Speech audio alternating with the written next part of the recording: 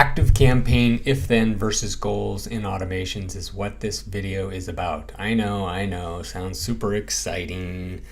It's not. However, things have changed over time with ActiveCampaign. They used to only have if-then capabilities, then they smartly introduced goals.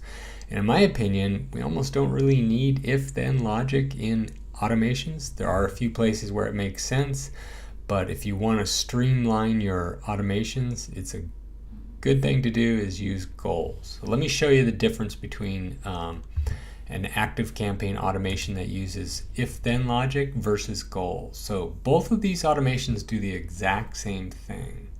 Somebody submits a form called test.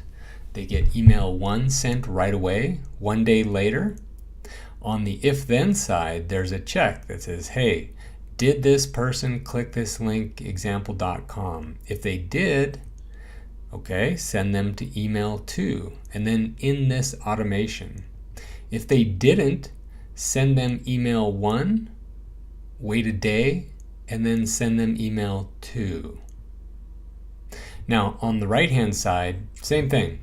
If they submit a form called test, they get the first email sent, they wait a day, they get the second email sent. However, there is a goal, the yellow box, it says clicked link.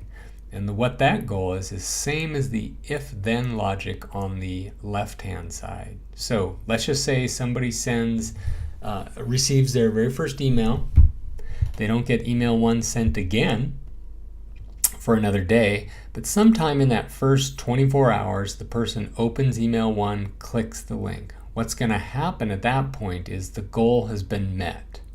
And once the goal is met, that person jumps down to the goal and then moves along. So that effectively does the if-then logic on the left-hand side. So if they actually click the link, they jump down to the goal, they wait for a day, and then email 2 is sent. So you accomplish the exact same thing, and you've kind of streamlined your automation so that it's linear, if you will. I mean, the one on the left still is, but the one on the right's a lot cleaner to look at. And the reason I bring that up is if you have multiple if-then statements in your automation, it gets kind of convoluted or messy, hard to read, hard to keep track of. And if you ever want to make an edit, you can really mess things up, for lack of a better word. So highly recommend using goals and automations as much as possible versus using if-then logic. And to show you, they're basically the exact same thing. So if you were to click on the if-then logic, the only thing different you see is the wording at the top and the OK button versus the goals, which tells you it's a goal editor and you just want to save it.